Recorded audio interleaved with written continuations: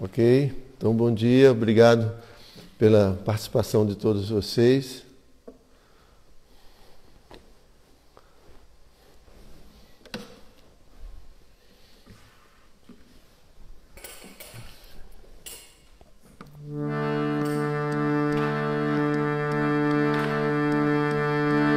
Jaya Radha Madhava Kunja Bihari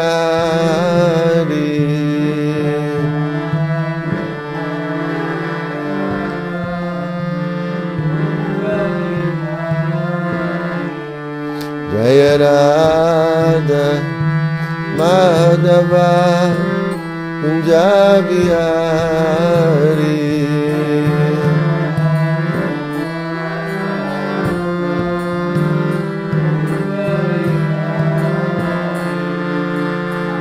Gopi Jana Vallabha Girivaradari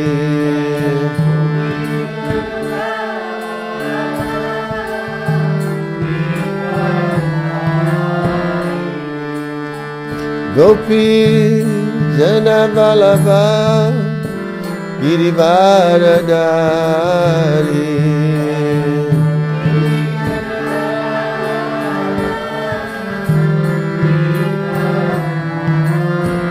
Jaya Radha Madhava Kunja Bihari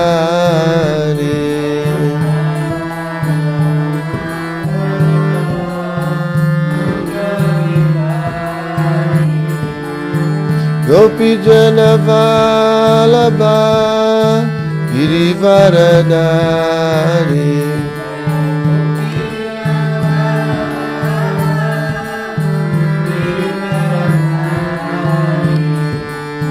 Gopi Jana Vallabha Girivaradari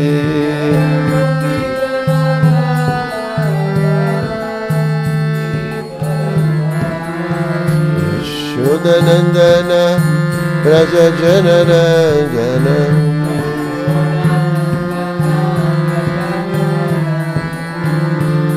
Yashodanandana Braja Janarangana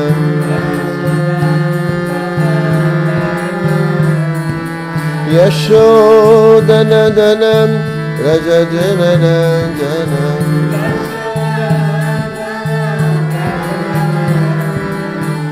Yashodanandana Braja Janarangana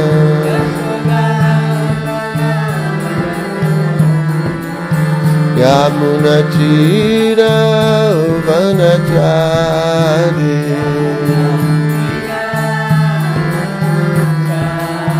Yamuna Tira Vanachari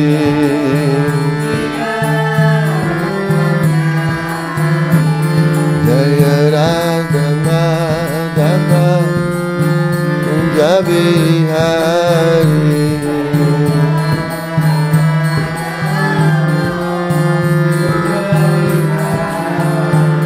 Jaya Radha Madhava Kunja Bihari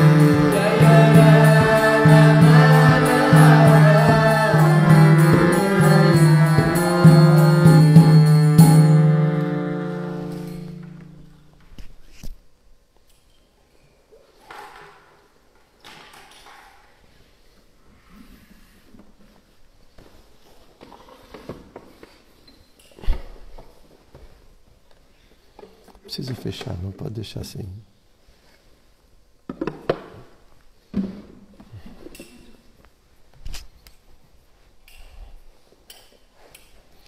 Então vamos continuar nossa leitura do Srimad Bhagavatam.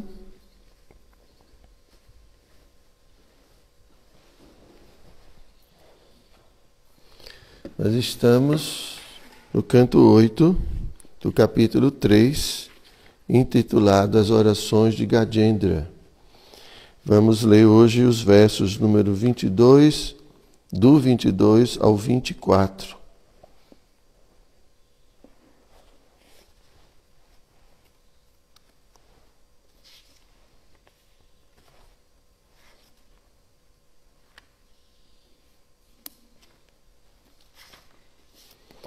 Om Namo Bhagavate Vasudevaya.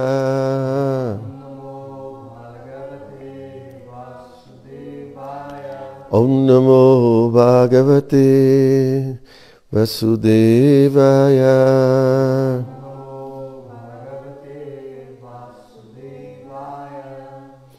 Om Namo Bhagavate Vasudevaya.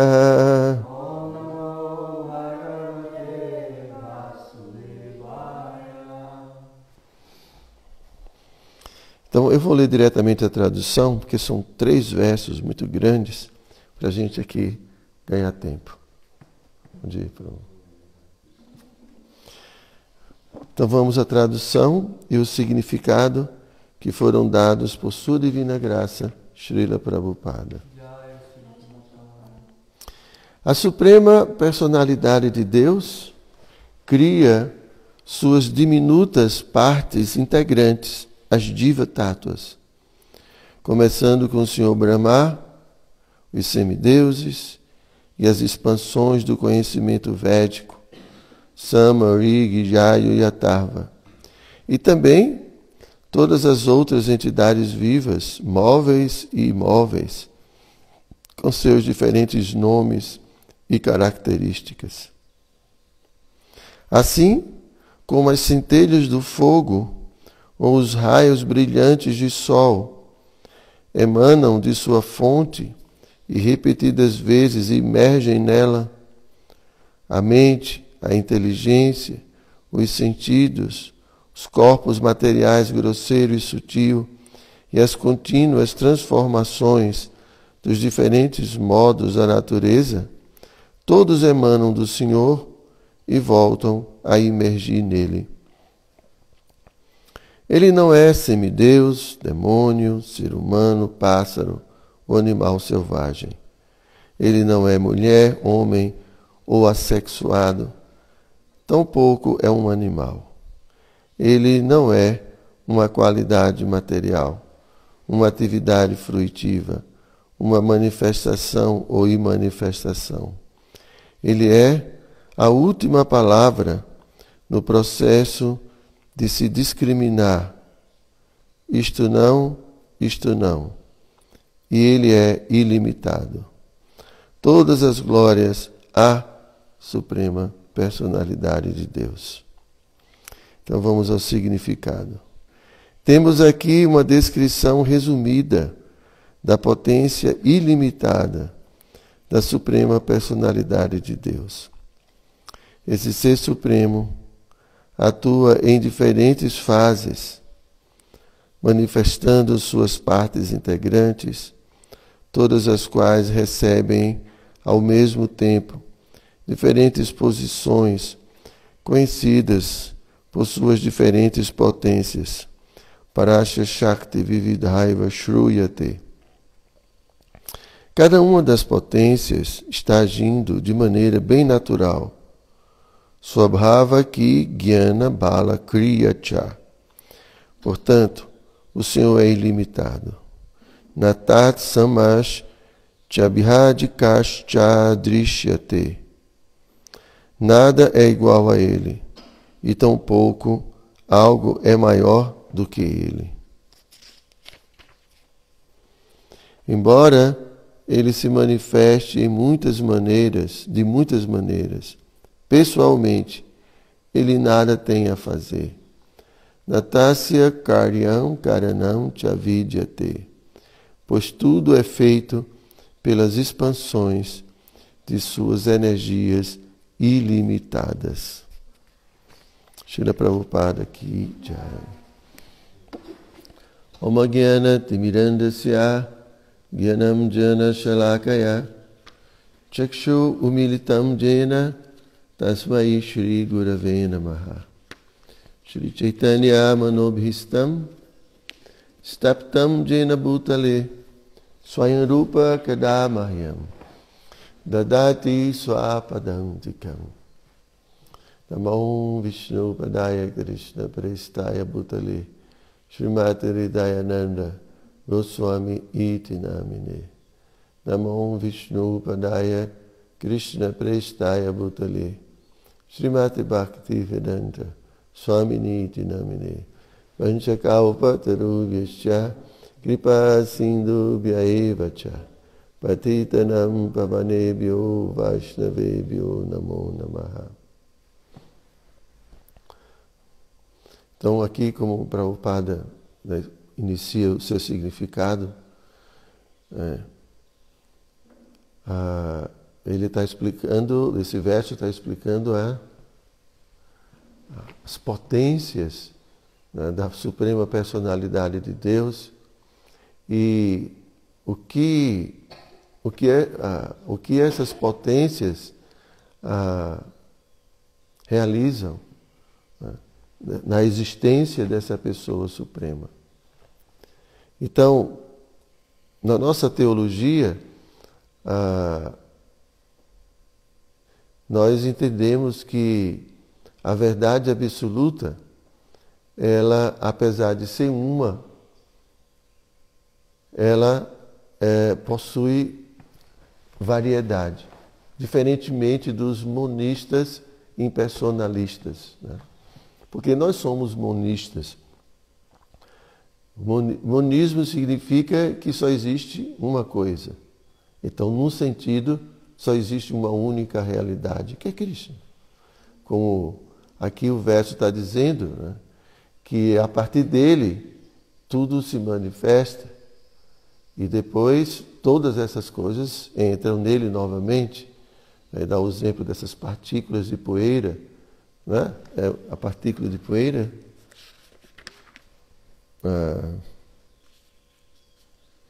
assim como as centelhas do fogo ou os raios brilhantes de sol emanam de sua fonte e repetidas vezes emergem nela. Em outro verso também fala da partícula de poeira que passa por debaixo da neve. Então, nesse sentido, nós somos monistas, porque entendemos que há uma única realidade. A diferença dos impersonalistas é que eles dizem que essa única realidade é uma consciência pura que não tem nenhuma característica. Que só existe uma única coisa sem uma segunda coisa. Então, é uma consciência que não tem consciência de si mesma, porque não pode existir uma outra coisa, né? Porque se a consciência possui a capacidade de ser consciente de algo, então significa que tem duas coisas, né? Não pode existir duas coisas. Então é tudo muito confuso, né? Porque como essa consciência pura, né, que não tem nenhuma característica, você não pode nem provar que ela existe. Porque como você pode provar que uma coisa existe se uma coisa não pode ser identificada? Ninguém pode identificar isso, né? As próprias palavras, né, dos impersonalistas, é algo que você é algo que você não pode falar nada sobre. É impossível, é inconcebível. Então, é algo que você nem pode provar que existe. Porque você não pode dizer nada sobre. Você não pode identificar nada, porque não tem nenhuma característica, não tem nenhuma qualidade, não tem nenhuma forma, não tem nada, né? E como explicar que isso, né, como explicar que tudo isso aqui existe? Então, não dá para explicar que isso aqui existe. Então, isso aqui é uma ilusão. Mas como é que a gente pode dizer que tudo isso aqui é uma mera ilusão? Claro, as formas materiais são temporárias. Mas tudo isso que a gente percebe é feito de uma energia que é permanente. É uma energia, de acordo com a nossa tradição, é uma energia proveniente da pessoa suprema. Então é uma energia real. As formas são temporárias. Porque de outra forma, se tudo é uma ilusão, o meu pensamento acerca da verdade absoluta também é mais uma ilusão. O que é que nós estamos aqui fazendo nesse mundo se tudo é uma mentira? O que é que eu estou aqui fazendo, falando para vocês? O que é que vocês estão aqui fazendo, me ouvindo, se tudo é uma mentira? Nada existe. Se nada existe, por que a gente quer existir? Por que a gente faz alguma coisa ainda nesse mundo? Se nada existe. Para quê? Para que viver? Para que existir? Então, não tem como explicar, não tem como explicar a criação. Porque, para existir a criação, teria que existir uma vontade por trás da criação, uma inteligência, alguém que fez por onde existir tudo isso. Mas não existe alguém, não existe nada. Existe uma consciência que não tem consciência. Não tem como explicar a existência material. Aí se fala de uma segunda verdade que eles chamam de Brahman. Como é que é o nome? Um Brahman. Existe o Brahman impessoal e existe o Saguna Brahman, que é um Brahman com qualidade. Mas como é que surgiu esse Brahman com qualidades que é o Ishvara, que a gente conhece, é o Deus que a gente conhece, que cria tudo? Como é que a partir disso que não é nada, surgiu Deus? Não, isso aí é o contato com Maya. Mas Maya já é uma coisa. Só se não existe uma segunda coisa, como é que pode esse Brahman indiferenciado se tornar um Brahman diferenciado, que é um Brahman com qualidades, que é o Ishvara? Ah, Maya é inconcebível, ninguém consegue explicar isso. Então é uma coisa muito louca, no sentido. Não tem lógica nenhuma. É um argumento que não tem lógica. Então, existem essas duas teorias, Parinamavada e Vivartavada. Então, nós entendemos que, porque eles justificam que o Brahman, ele não pode se diferenciar. Né? Ele não pode sofrer nenhum tipo de transformação. Isso aqui é filosofia, né? Só falando um pouco para vocês entenderem que todas essas discussões existem. Então não pode, o Brahman, ele não pode sofrer nenhum tipo de transformação, porque ele, num sentido, ele é um apenas. Mas o que Vyasadeva explica, que não é esse um que se transforma, ou que proporciona transformações, mas as energias que esse Supremo possui. Parasya Shakti Vividaiva Shruyate. Parasya Shakti, que esse Brahman, ele possui muitas energias na sua própria existência. E essas energias é que vão realizar as diferentes manifestações, a variedade que a gente vê, por exemplo, nesse mundo material. Então, uma energia é chamada de Jiva Shakti. Shakti é potência, energia, Jiva. Nós somos uma energia de Krishna. Esse mundo material é uma outra potência de Krishna. Bahiranga Shakti. Existe também a energia espiritual, a energia interna de Krishna,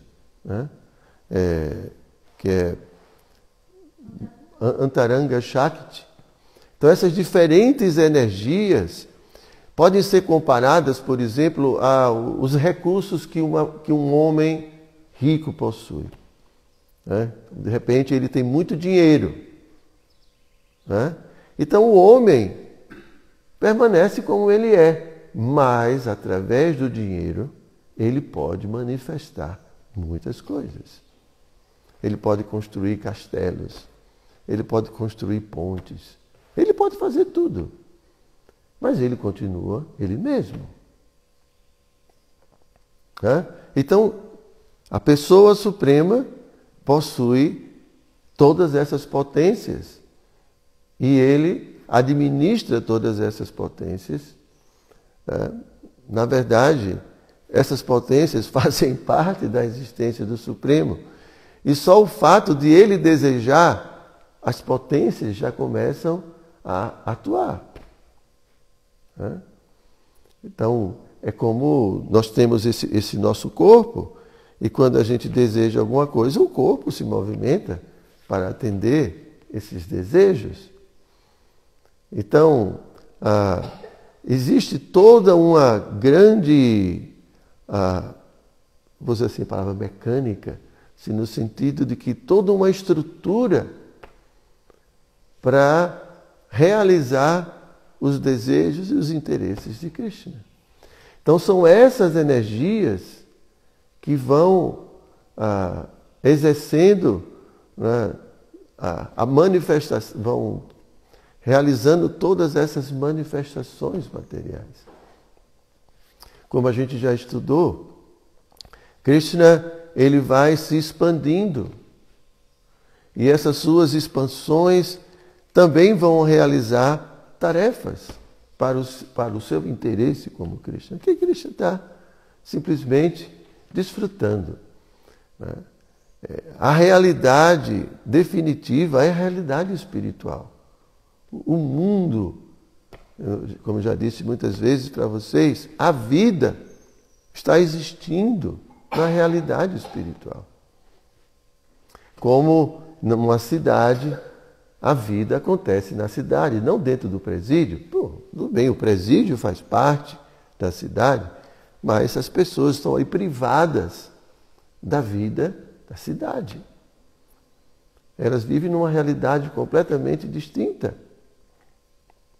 Então, da mesma forma, esse mundo material, apesar de ser muito grande, apesar de ser fantástico aos nossos olhos, mas aos olhos da Suprema Personalidade de Deus, isso aqui é um presídiozinho, insignificante, perdido no espaço.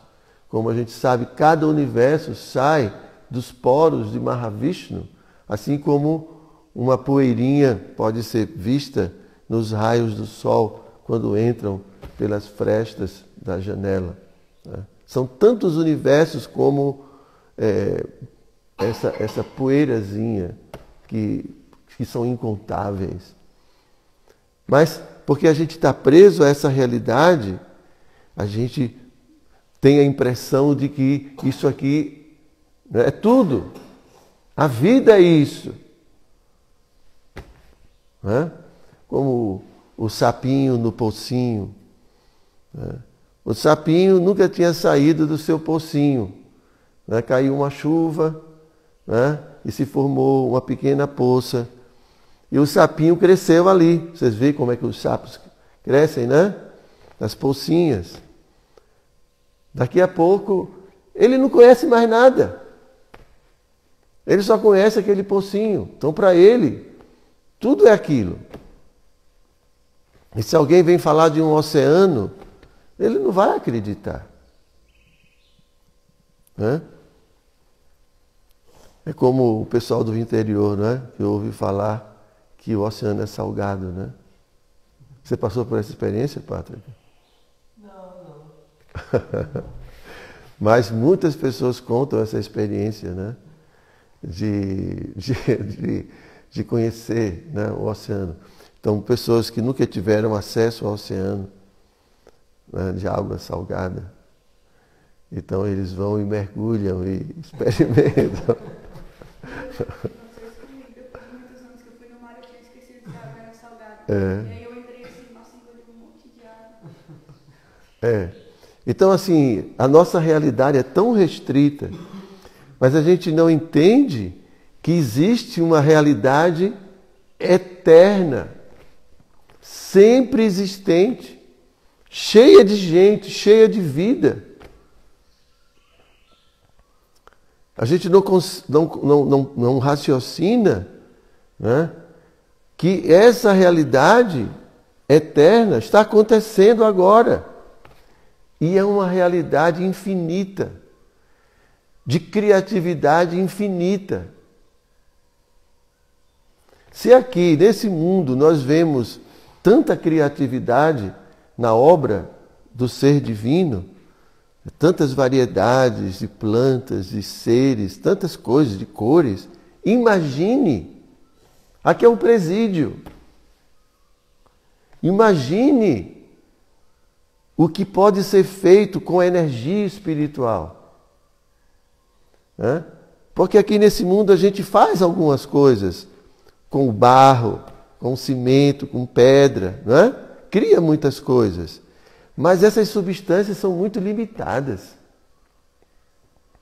Tudo é muito limitado. Agora imagine poder trabalhar, né, com a energia mental.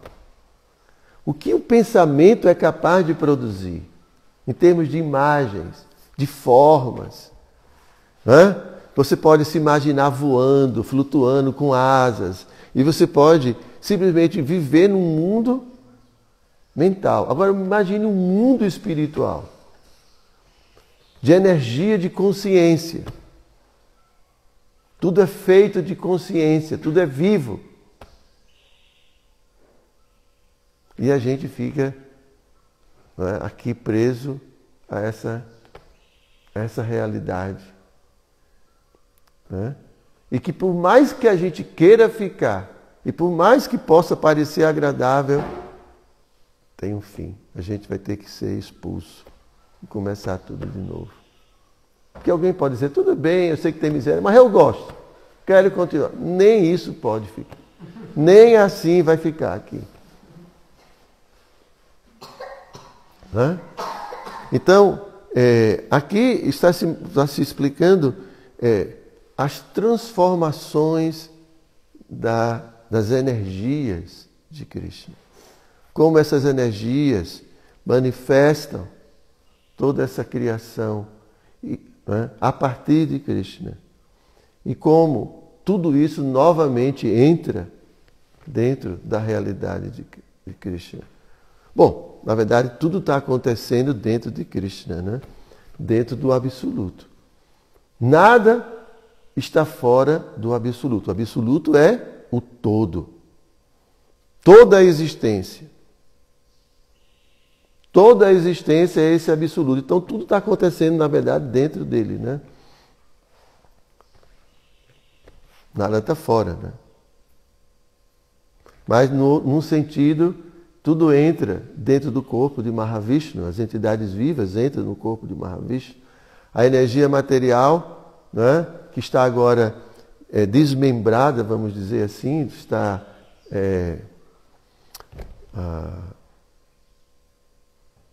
como eu posso dizer? Não desmembrada, ela se multiplicou, sei lá, e agora ela volta novamente à sua energia de princípio, né? O que chama de pradana. Se expandiu. Hã? Se expandiu. Não é bem, não sei se a palavra seria se expandir, né? Mas ela vai passando por um processo de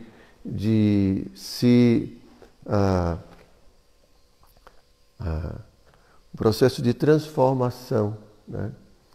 De uma energia sutil para essa energia densa, para criar as substâncias materiais através das quais se constituem as formas e as coisas desse mundo. Então a gente adora quem? Esse Krishna. Que é, né, a personalidade do absoluto. Porque o absoluto, ele não pode ver, a gente não pode ver o absoluto de forma separada, né? Porque o absoluto é uma única coisa. Então essa única realidade, ela pode ser compreendida como o todo impessoal, né? Como a consciência localizada e como a personalidade. Então a gente pode entender a personalidade, né? Ou a personificação de tudo isso. E ao mesmo tempo, essa pessoa, Krishna, ao mesmo tempo é tudo e ao mesmo tempo é Krishna, como uma pessoa. Achintya Beda Beda Tattva. Essa é a teologia, né, trazida por Chaitanya Mahaprabhu. Então, Krishna, como Krishna fala na Bhagavad Gita, eu permeio tudo, Arjuna, mas ao mesmo tempo eu estou à parte de tudo.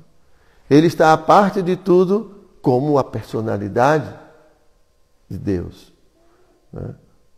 E ao mesmo tempo ele é tudo, através de suas energias que manifestam toda a existência. Toda a existência é constituída pelas energias de Krishna. Então a gente não pode separar a energia do energético, né? Apesar de, num sentido, serem diferentes, mas a gente não pode separar a energia do energético, porque o energético é que está produzindo a energia. Então, se você separa, não vai existir energia. Então, a energia existe porque existe uma fonte. Então, ao mesmo tempo, é como o Sol. Você tem o Sol e você tem os raios do Sol. Então, os raios do Sol, num sentido, faz parte do Sol, mas ao mesmo tempo não é o Sol, porque senão a gente se queimava. Então, da mesma forma, né, a Krishna e suas energias não são diferentes. A gente não pode ver como diferentes, mas ao mesmo tempo há uma diferença. E qual é essa diferença? Krishna é a fonte, Krishna é a causa. E a gente não pode separar a causa, não pode separar o efeito da causa, porque senão não teria efeito. Entende? Assim como também a gente não pode separar o conhecimento do conhecedor. Então, quem conhece tem o conhecimento. Mas, ao mesmo tempo, quem conhece pode entender, né, que ele está à parte do conhecimento. O conhecimento é uma coisa, é uma propriedade. Inclusive, você pode até transmitir para outra pessoa, né? Então, o conhecedor é aquele que conhece. O possuidor é aquele que possui. Então, eu não poderia ser chamado de possuidor se não tem uma posse. Né? Então, o Krishna é o energético, né? Krishna fala, Prabhupada explica assim, o energético. Então é aquele que tem a energia. Mas ao mesmo tempo, suas energias têm suas características próprias. Inclusive, essas energias se personificam. Hladini Shakti, por exemplo, né? A personificação de Hladini Shakti é Radharani. E assim por diante. É uma ciência, né, muito profunda. Então, por trás, né, de tudo isso que a gente está falando, vamos cantar Hare Krishna, vamos tomar praçada, não é, Patrick? Mas existe toda uma filosofia, podemos dizer, não no sentido da filosofia ocidental, como eles entendem, mas existe muito argumento, existe muita lógica, existe debates, existe uma busca por entender essa realidade última. Né? Ok? Vocês têm alguma pergunta? Eu só queria fazer um comentário que é difícil de entender tudo isso porque nós somos muito limitados, né? Então, a gente não consegue entender porque a gente não tem essa capacidade ainda. E Krishna fala, eu me revelo, né? À medida que você se rende a mim, eu lhe recompensarei. Então, é ter fé. Krishna, nós não precisamos compreender tudo, né? Assim, é dito, né, que quando você está com sede, você não precisa tomar um oceano de água, um copo, né? Então, o que é mais interessante, o que é mais assim, incrível, é que mesmo uma pessoa analfabeta pode se tornar consciente de Deus. Prabhupada fala na Bhagavad Gita que muitas pessoas não vão conseguir tirar proveito de tudo que ele escreveu, mas que Krishna, dentro do coração, pode dar o essencial para que ele se torne um devoto puro. Então, a consciência de Krishna, o despertar da consciência de Krishna, não tem nenhuma causa material. A causa é Krishna. Então, quando Krishna vê o esforço da pessoa, a sinceridade da alma, Krishna revela tudo o que a pessoa precisa. O que ela precisa.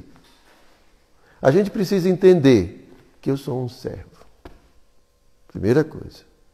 Porque a gente não se vê. Esse é o grande problema. Que o ego, ele tem a tendência de ficar inflado. Essa é a tendência natural. Às vezes o nosso ego fica também deprimido, fica com complexo de inferioridade, dependendo da educação. Mas, em geral, a gente sempre está inflando, né? Crescendo, crescendo. Eu sou isso, eu sou aquilo, eu sou isso, eu sou aquilo. Então, a primeira, por isso que Prabhupada fala, né? Golpe Bhaktu Pada Kamalayo Dasa não dasa. Nós somos um servo do servo. Não somos nada disso. Não somos ninguém incrível. Nada disso. Então, se você entende, eu sou um servo. Eu existo para servir. Então vai fazer todo sentido se ocupar em serviço devocional, não é? Então, se você entende que você é um servo, e você entende que é um servo da suprema personalidade de Deus, pronto. E que a suprema personalidade de Deus é muito bonito, é muito incrível, é a pessoa perfeita, pronto. Vai se ocupar em serviço.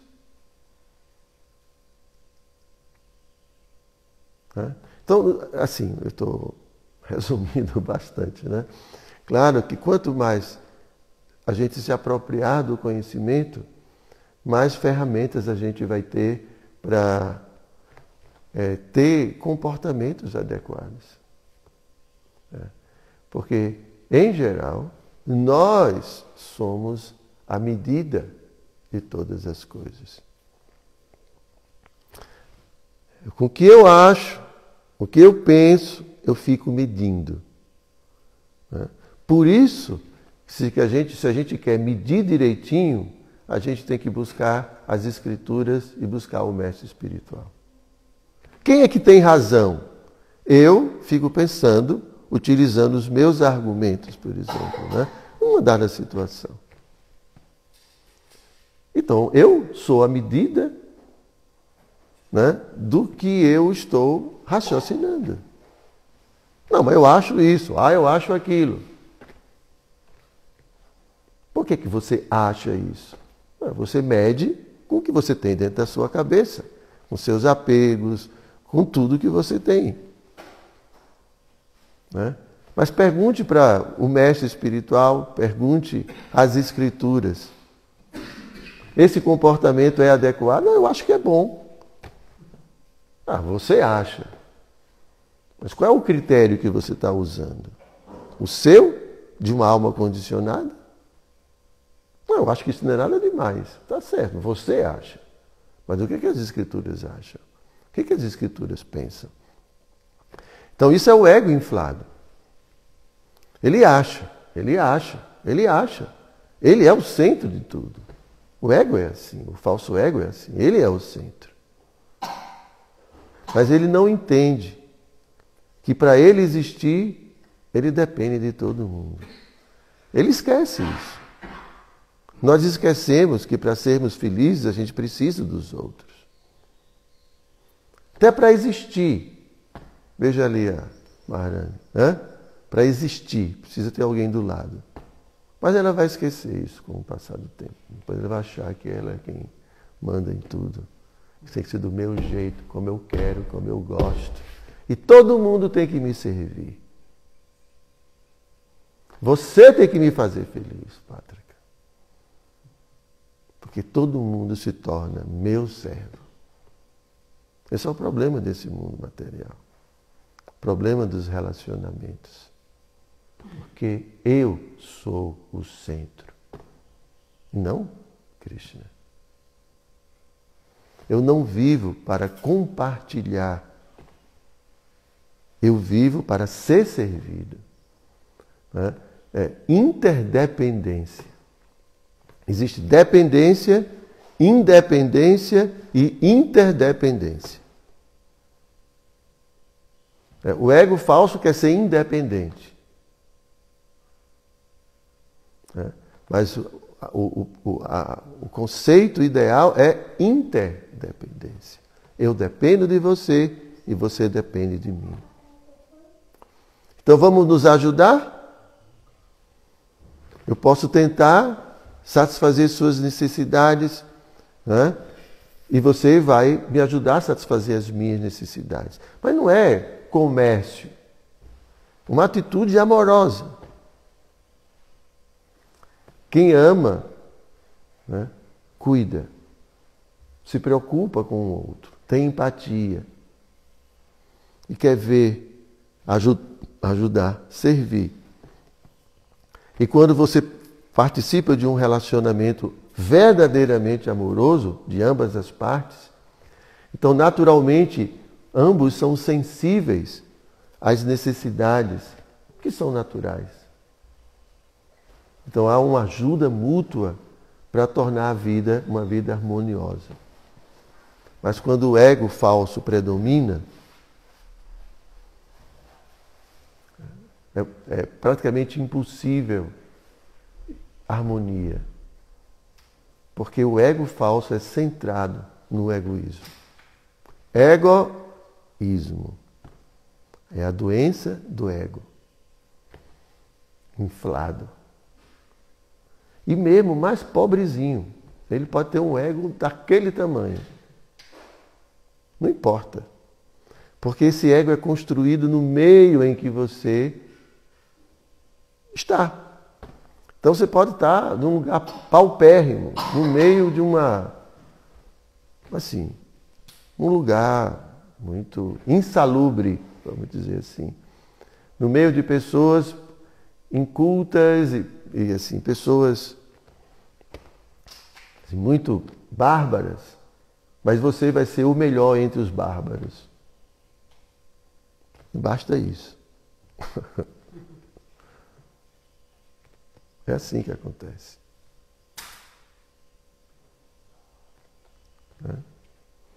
Então, você tinha falado sobre...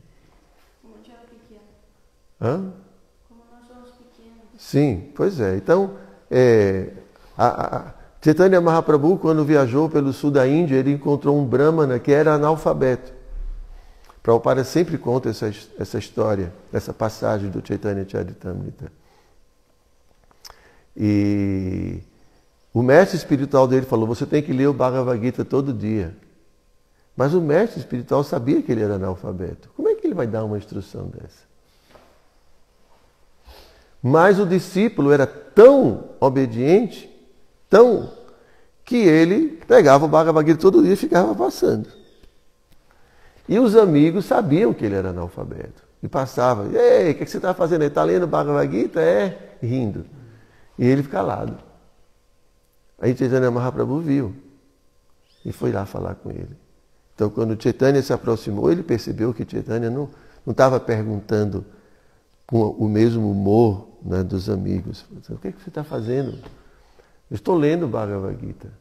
Meu mestre disse que eu tinha que ler o Bhagavad Gita todo dia. Mas você está compreendendo alguma coisa? Não. E por que você está chorando? Porque quando eu vejo a ilustração de Krishna como quadrigário, se sujeitando àquilo para satisfazer seu devoto, E Krishna é tão incrível. E assim, eu não consigo me controlar. O meu Senhor é muito, muito incrível. Ah, você entendeu o Bhagavad Gita. Entende? É afeição, é sentimento. Isso que Krishna quer. E muitos intelectuais leem o Bhagavad Gita, e traduzem o Bhagavad Gita, e Prabhupada é um pesado. Eles são patifes. Eles ficam mudando tudo. Diz que Krishna é uma fantasia. Né? Nunca existiu. Patifes, tolos. Não compreendem. Por quê? Porque não tem Bhakti. Krishna não se manifesta. Então não tem nenhum sentimento. Então mesmo um analfabeto pode ter os sentimentos autênticos por Krishna. Pode ter amor por Krishna. Isso pode ser despertado em seu coração. Então isso é a grande beleza desse movimento de Sankirtan, da Bhakti Yoga. Ok? Tem alguma pergunta na internet? Então, muito obrigado a todos. Grantaraja Srimad Bhagavatam Ki Jai.